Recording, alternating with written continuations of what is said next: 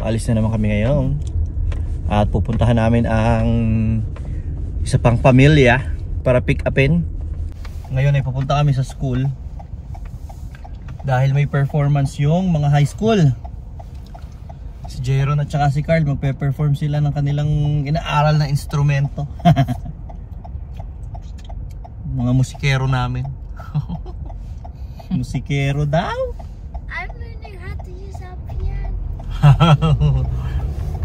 So tutugtog sila sa school ngayon. Panonorin namin yung performance. Tapos bukas gantong oras na naman, babalik na naman kami sa school. Kasi yung elementary naman guys, yun ang mahirap ano.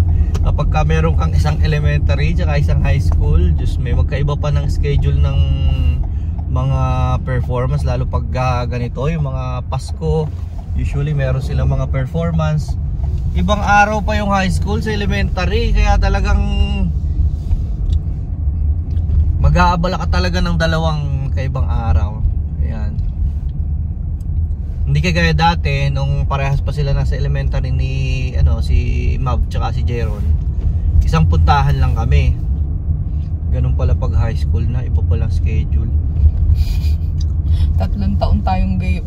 Oo, 3 taon pa tayong ganun. Dalawa times 2 ang ating mga appointment sa school. Buti na nga lang kapag yung parent and teacher sa conference, isahan lang no? Nakakatuwa lang kasi dito na experience niya na makahawak ng mga iba't ibang instruments na. Oh. Sa Pilipinas noon mahal din kasi magrenta ng ganyan. Tsaka wala namang magtuturo, at least dito samantalahin yung opportunity na may teacher na nagtuturo kahit paano, kahit basic lang, di ba? Kung talagang magugustuhan nila, nasa kanila kung gusto nila mapalalim yung kaalaman nila sa pagtugtog nun. Pero at least yung basic natututunan nila. Last year, nung nasa St. Augustine pa tong dalawang to, si Jeron, ang inaral niya is violin. Nagustuhan din niya yun. Madami na rin siyang natugtog nun sa violin. Ngayon naman, ang napili nila is flute kasi brass band. Brass band, ano kuya? Brass band kasi yung nila ngayon, high school, sa St. Stephen. Brass at woodwind. Next is saxophone ako. You know what I use? Ang alam ko lang, tumipa ng chord sa gitara So ngayon, nag-aaral-aral na rin siya ng basic sa gitara, tipa-tipa ng konti. Kaya nga bumili ako ng gitara. Yun yung papasko ko sa aming dalawa. Yung aking Christmas gift sa sarili at saka kay Jeron. Nag-aaral-aral kaming maggitara. Ako, naggigitara na ako noon kaso basic chords lang talaga ang nagigitara ko. Hindi na nahasa, kumbaga.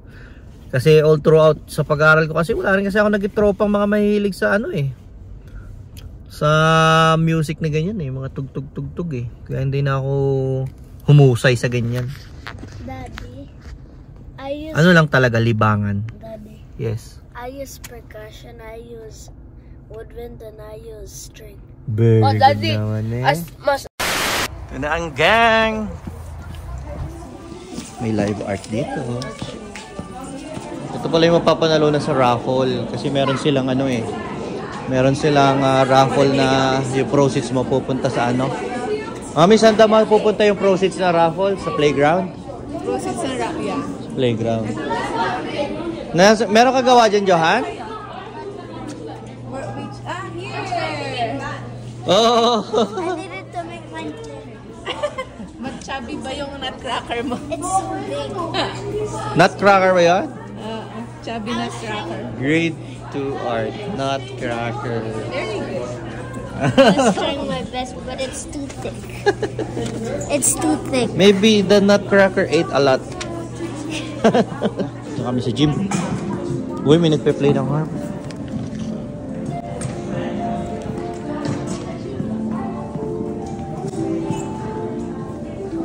Dito sila magpe-perform. Wala na guys.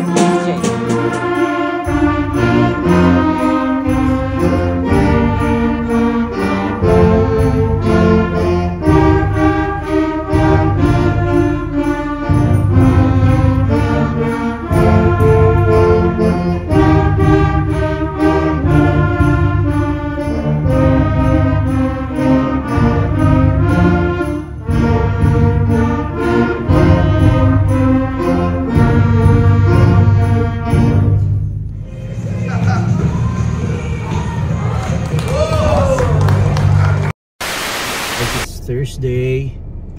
Alanganing araw naman ng ano namin, ang mga program ng mga bata sa school. Ayaw. So kahapon, galing na kami doon. Kaming dalawang pamilya, gawa ng mga high school. Ngayon naman, pabalik na naman kami. Para naman dito sa mga elementary. May na-meet ako doon kahapon sa St. Stephen, sa school ng mga bata. Alain nyo ba sa laki ng Canada nagkita kami doon ng isang kamag-anak ko or second cousin, no? Tagal na namin din nagkikita. Sabi ko nga, buti na ano mo pa ako, na mukhaan mo pa ako or naalala mo pa. Kasi sa totoo lang, kahit dati hindi naman kami masyadong nagkikita o nagkakausap talaga, as in. So kahapon nagulat ako kasi may babae nga na may dalang baby na lumapit sa akin. Tapos ang tanong niya sa akin kaagad, taga Maragondon ka ba? So nagulat ako, pero naisip ko rin kaagad, parang sumagi agad sa isip ko, parang alam ko na kung sino to. Kasi parang just last week or mga 2 weeks ago, napag-usapan namin ng ate ko, ng kapatid ko yun, na yun nga daw isa namin kamag-anak is nandito rin as a international student, kasama rin yung buong pamilya. So parang na-recognize ko din siya kaagad kahit matagal na kami din nakikita. Sabi ko, ikaw si ate ganito. Sabi niya, siya nga, ayun. So nagkaalaman na nandito rin pala siya sa Calgary. Nag-meet kami kahapon. Nakakatuwa lang, no? Parang late na mundo kapag may nakikita kang kamag-anak mo dito sa Canada. Sa laki-laki ba naman ng Canada Pag may nakita kang talagang kamag-anak parang nakakatuwa lang. Then pick upin muna natin sila. Diretso na tayo sa school. Di pa nga pala namin kasama si Mami kasi meron pa siyang work hanggang alas 6. Pag labas niya, diretso na siya dito. Diyan lang naman siya sa tapat Excited na yung dalawa, nandun na kaagad. Peter's work. Sige na, let's go na. Peter's good. Thank you.